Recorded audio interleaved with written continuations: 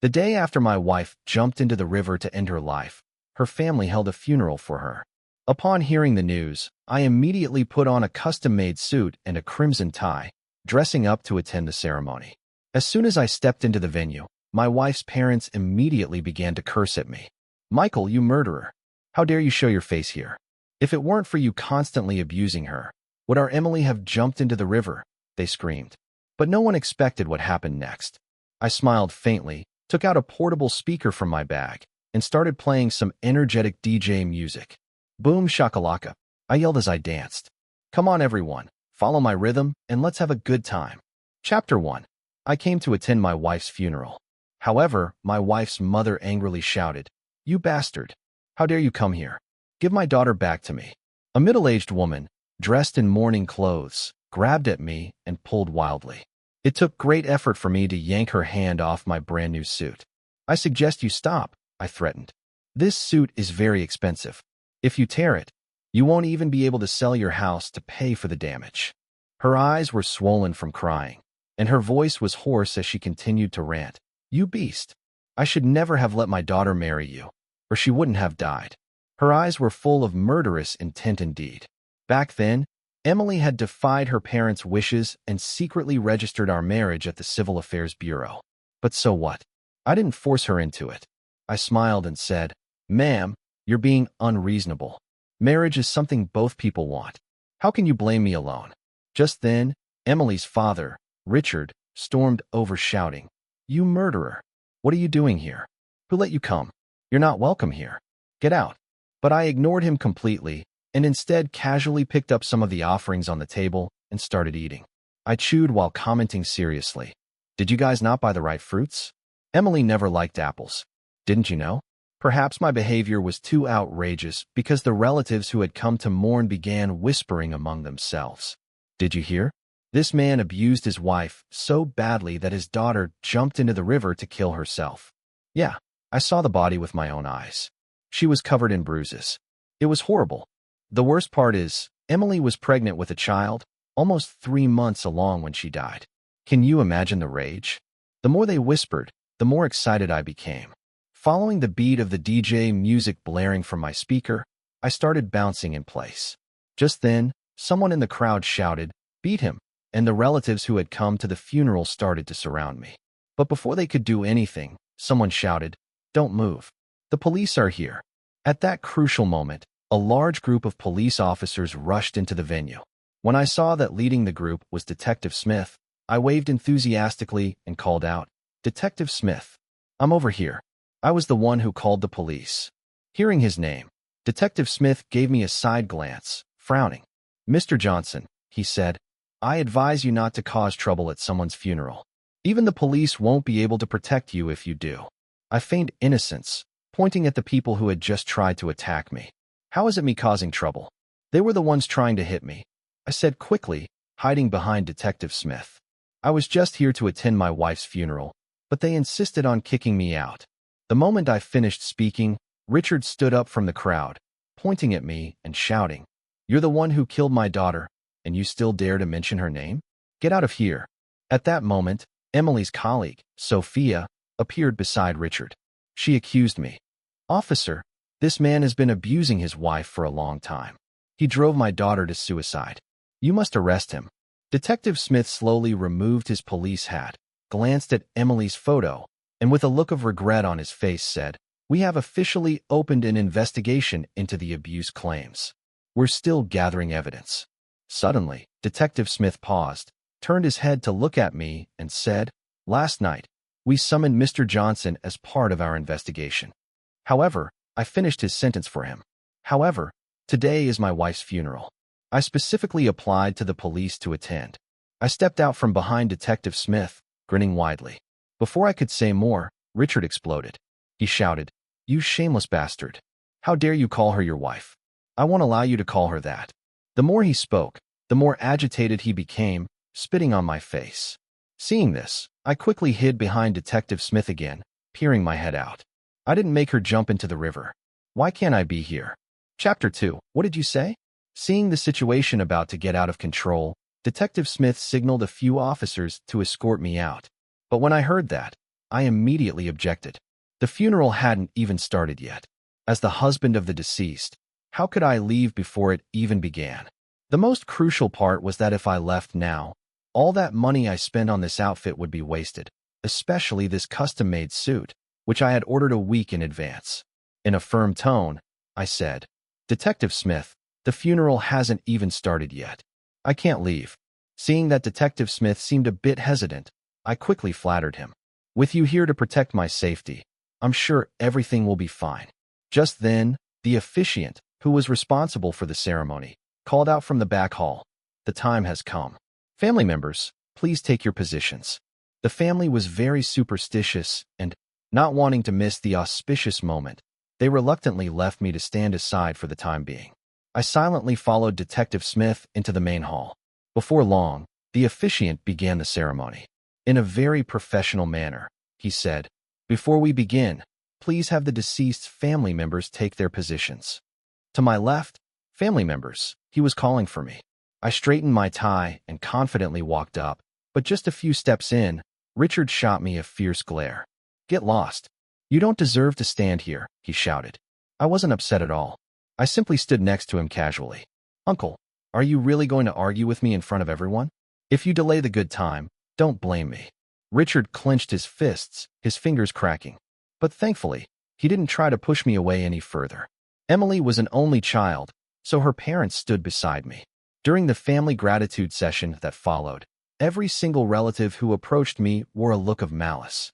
But fortunately, my greatest strength is my magnanimity, and I returned each of their glares with a smile. I even gave a few of them a heart sign with my hands.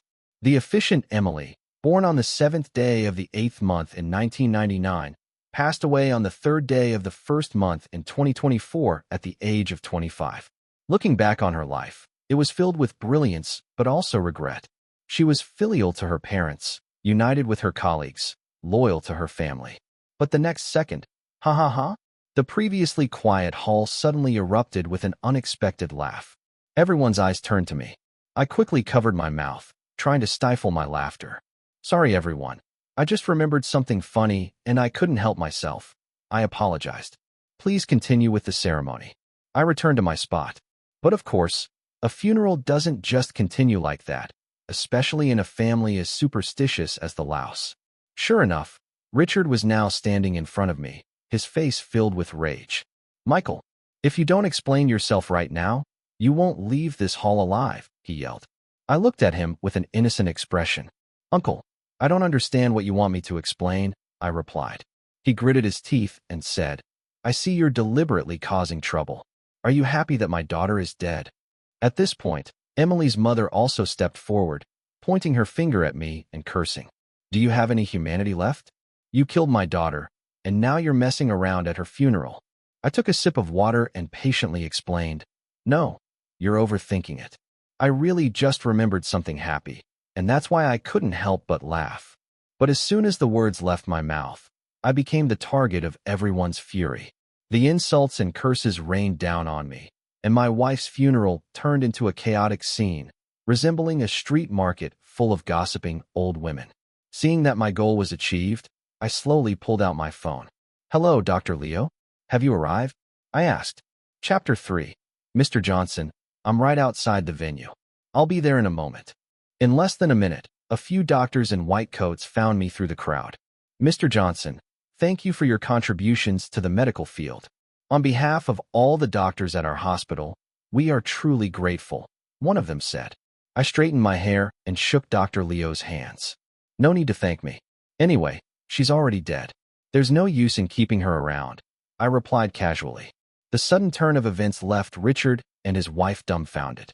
After a few seconds of stunned silence, Richard finally regained his composure. "Who are you? Why are you here at my daughter's funeral?" he asked.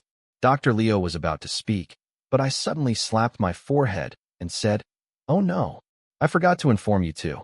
Here's the thing. I asked Dr. Leo to come and take Emily's body. She still has some organs that can be used." As I explained, I took out the organ donation papers I had prepared in advance. "Uncle, Auntie, due to time constraints, I forgot to tell you this earlier. You won't hold it against me, will you?" The two of them spoke in unison. "What? What? Who gave you the right to take my daughter's body? And you, as a doctor, don't you know that organ trafficking is a serious crime? Richard and his wife glared at Dr. Leo with such intensity, it felt as if they were about to devour him alive. Seeing this, I quickly pulled Dr. Leo behind me. It's my decision, I said. I'm Emily's husband, and of course, I have the right to dispose of her body after she's gone. Just as I finished speaking, Richard suddenly lunged onto Emily's coffin. I dare you to touch my daughter. I'm her father, and no one can move her without my consent. I'm sure this scene touched all of our relatives and friends in the hall. What a father's love for his daughter. Dr. Leo was also confused. He turned to me and asked, Mr. Johnson, didn't you say your wife was an orphan? So who are these people? I patted Dr. Leo on the shoulder and signaled him to wait. Then I took the microphone. Good afternoon, everyone, friends and family of Emily. I began. I'm Michael, Emily's husband. As everyone's attention shifted to me, I continued. Today is, well, not a joyous day, but a sad one. My wife, Emily, has left me forever. But I suddenly drew out the last word for effect. As her husband, I had a bold idea last night. I've decided to donate her organs for research at the hospital, so Emily can continue to shine in this world. There was a moment of silence in the hall. Then the place erupted in an uproar. Everyone present was a relative or close friend of Emily's. Now they looked at me with the same hatred. Especially Richard and his wife, who were close by. They screamed, Beast! You're a monster. Does the law still exist in this world? Is your heart made of stone? Yesterday your wife jumped into the river and died, and today you want to donate her organs. What kind of twisted freak are you?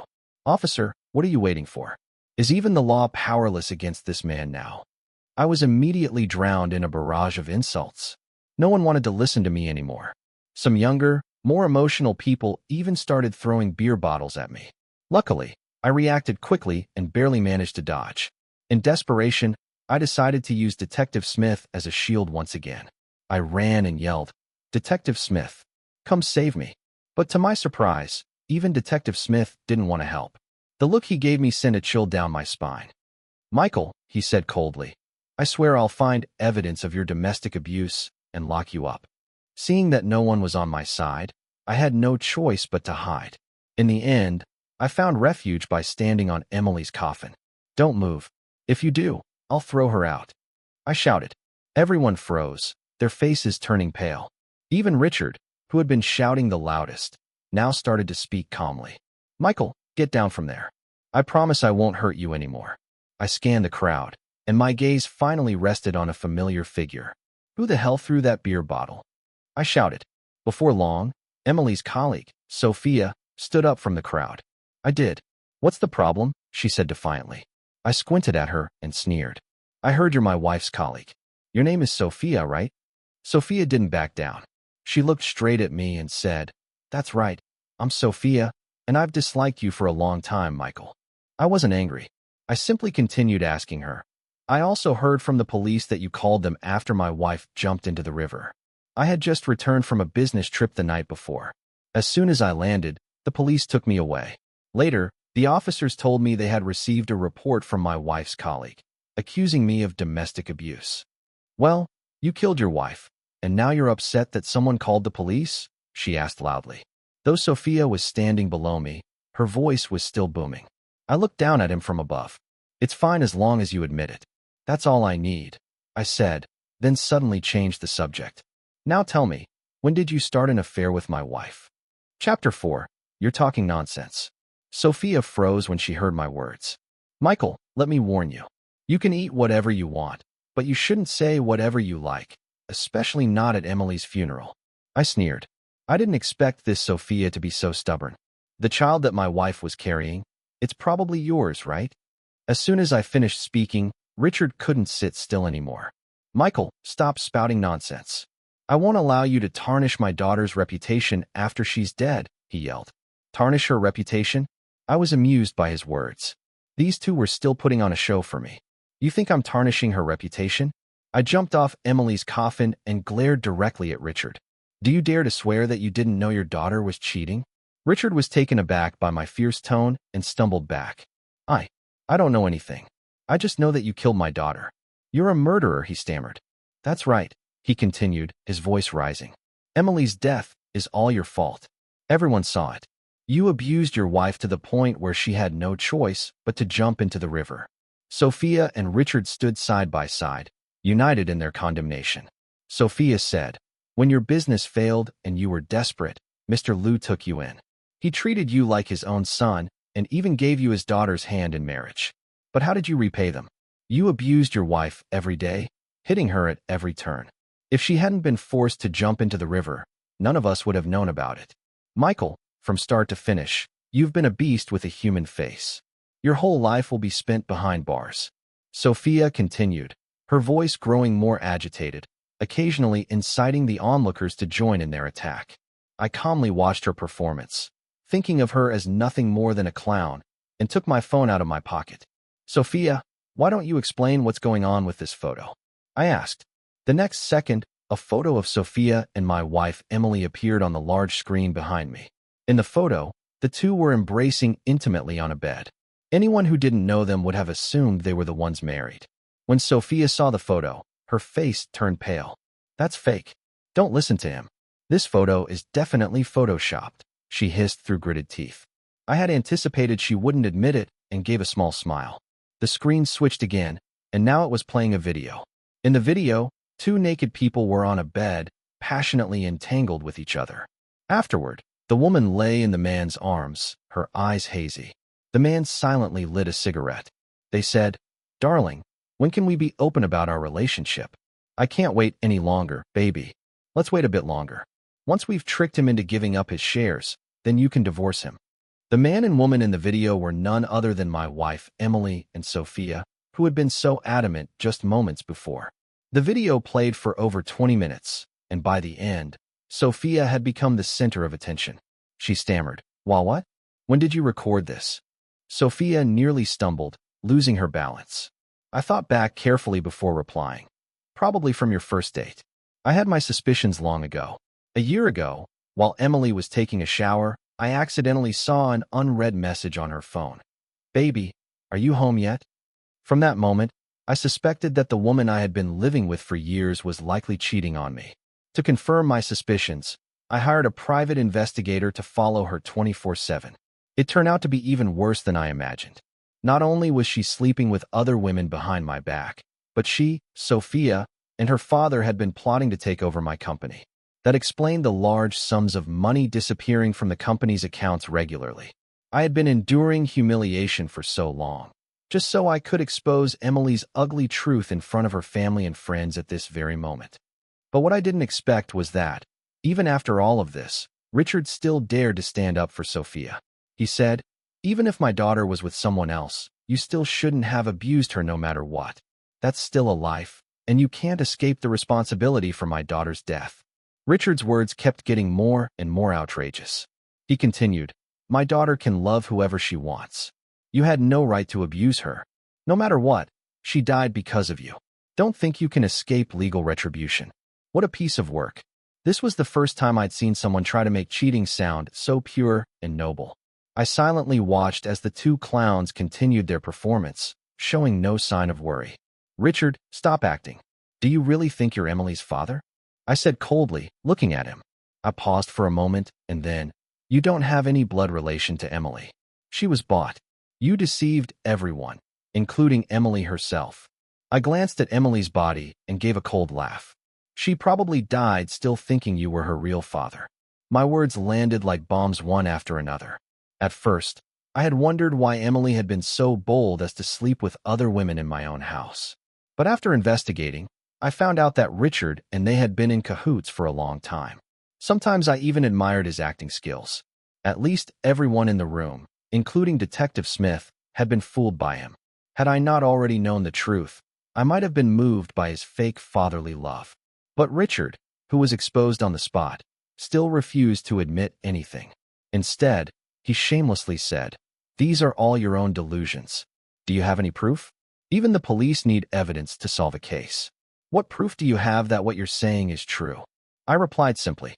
I sneered, slowly raised my arm, and pointed at Emily's body in the coffin. We just need to do a simple paternity test, and we'll know whether the child in her womb is Sophia's and it will also prove that you have no blood relation to her. Chapter 5. I glanced at the still-dazed doctor in the audience and grabbed the microphone. Dr. Leo, is it possible to do a paternity test on a deceased person? Dr. Leo froze for a moment, then slowly nodded. I said, then I'll leave it to you. However, two voices suddenly rang out in unison. No way. No way. Richard and Sophia shouted almost simultaneously. The next second, Richard suddenly pulled a lighter from his pocket. He threw it with all his might, and the flame landed right on the wreath in front of us. The fire spread instantly. Before long, Emily's entire coffin was consumed by the flames. Detective Smith shouted, Richard, have you lost your mind? Seeing this, Detective Smith immediately started evacuating the crowd. Richard laughed. Ha ha ha. Michael, didn't expect this, did you? Now you have no evidence, and I'm curious to see how you'll handle me at this moment. Sophia also seemed unusually excited. She said, by the way, there's something else you don't know. Your wife had already told me the password to her overseas account, and there's a huge sum of money in there, enough for me to live comfortably for the rest of my life. I darkened my expression and quietly watched as they mocked me. Who said Emily is dead? I said. Richard burst into wild laughter. Michael, stop fooling yourself. With a fire this big, her body is probably reduced to ashes by now. Ha ha ha. I didn't respond directly. I simply smiled faintly, clapped my hands, and said, come out. Just then, among the panicked crowd, a figure slowly walked towards us. The person said, you two really have a heart of stone. The familiar voice reached Richard and Sophia's ears, and they were both petrified on the spot. Richard stammered, Emily? How did you escape? You were supposed to be in the coffin. He trembled, cold sweat dripping down his forehead. Emily said, are you disappointed to see that I didn't burn to death? A woman dressed in hospital clothes brushed past me and whispered in my ear, you won. I merely smiled faintly and then shouted behind me, put out the fire. In an instant, dozens of men in black suits appeared from all directions, each holding a fire extinguisher. In less than 10 minutes, the fire was under control. As the smoke cleared, Richard's twisted face gradually emerged. He cursed, you actually betrayed me. Emily smiled. Richard, after all this, you still have the nerve to say I betrayed you? If I hadn't been saved from the coffin in time, you probably would have burned me alive by now, right? The crowd outside the hall, seeing Emily standing next to me, looked shocked and began to murmur. Wasn't she already dead from drowning? How is she suddenly alive again? Did they blow up the body? Look at her arms and legs. There are no more injuries. Could it be that we've all been tricked? Maybe she was never dead at all. But the fire was so huge. If she had really been in that coffin, she would have been burned to ashes by now. The truth was, I had known about Emily's plan with the two of them all along. After transferring all the money, they intended to use a staged death to divert the police's attention and escape overseas. But they never expected that from the very beginning I had seen through their plot. The reason I went along with their little drama was because Emily and I had made a bet. I bet that Richard and Sophia would indeed try to kill Emily, destroy the evidence, and run off with the money. Fortunately, I won the bet.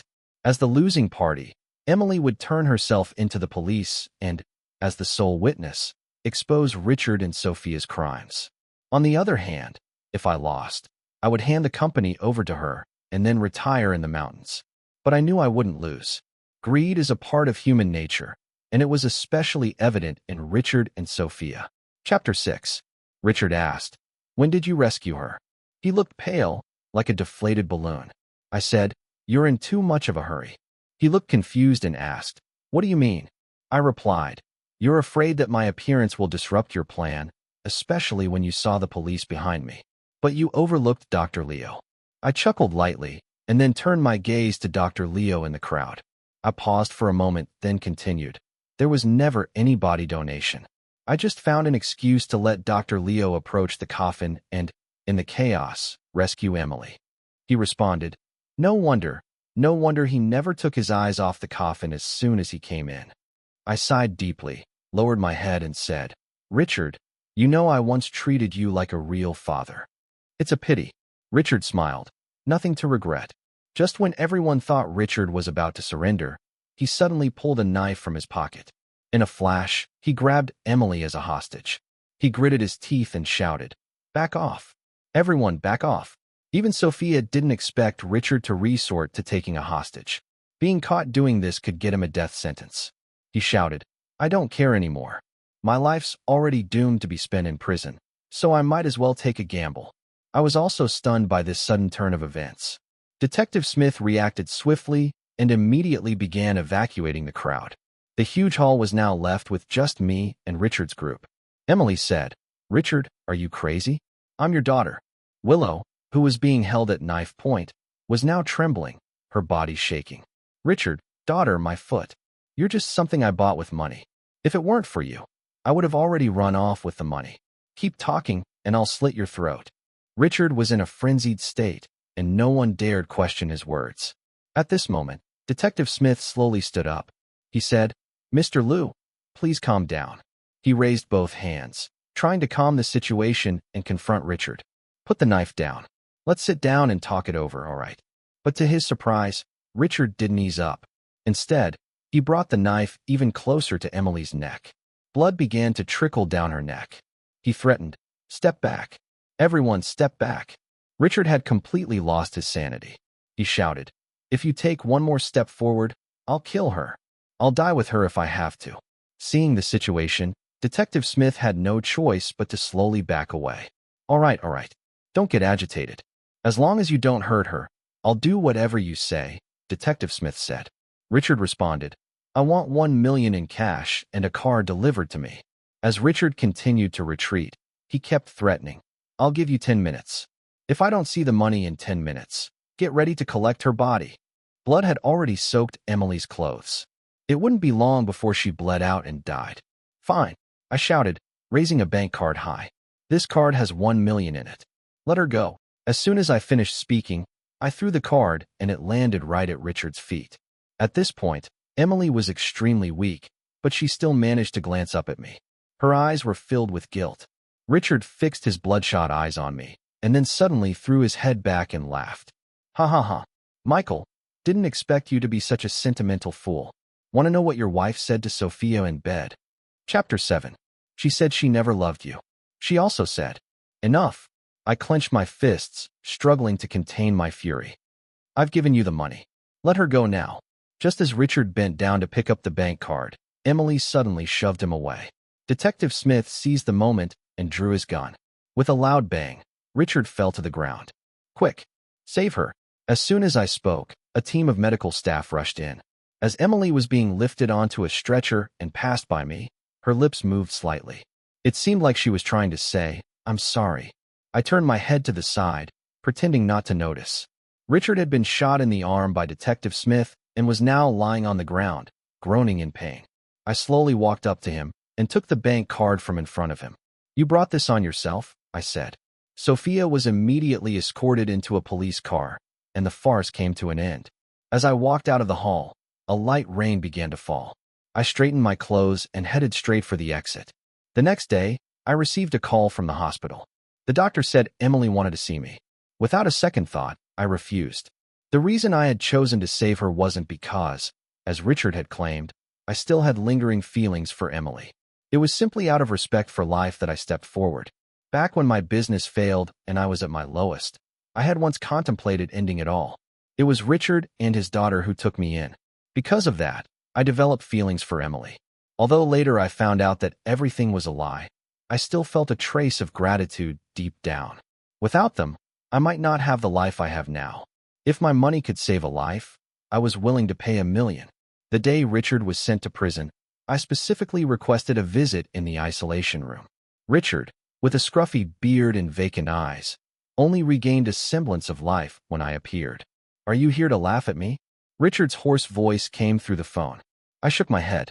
No, I replied. I silently lit a cigarette and gestured for the prison guard to give him one as well. You know you didn't have to go through all the trouble to trick me out of my money.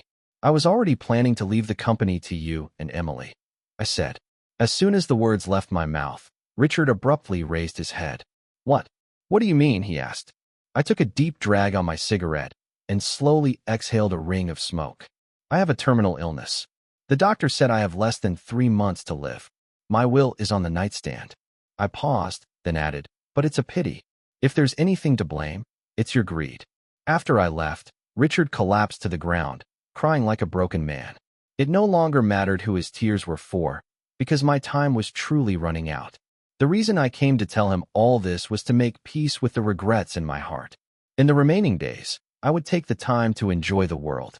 I resigned from my position as chairman of the company and set off on the global tour I had always dreamed of. A month later, I was rushed to the hospital by the staff at a hotel. The doctor said, "His condition has worsened. Ordinary treatments are no longer effective."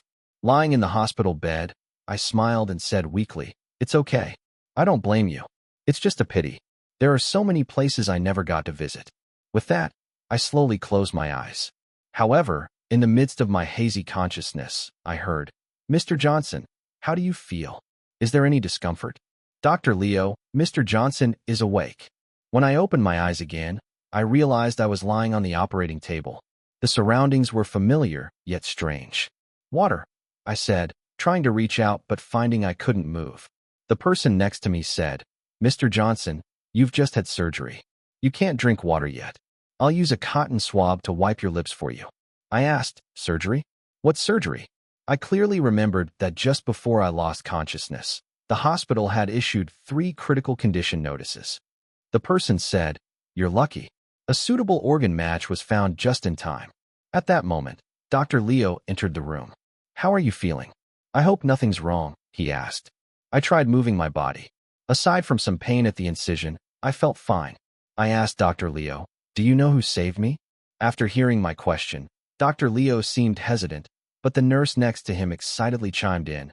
"It was Miss Liu." Dr. Leo shot her a glare, then awkwardly looked down at me and nodded. "Yes, it was her." I was stunned. "Emily?" I asked. He replied, "Yes, it was her." Dr. Leo took an envelope from his pocket and placed it on my bed. "She said if you woke up, I should give you this." The envelope had only 3 words on it. "Michael." I nodded at Dr. Leo to open it for me. Inside the letter read, "Michael, you don't need to thank me when you read this letter. I should already be on my way to prison.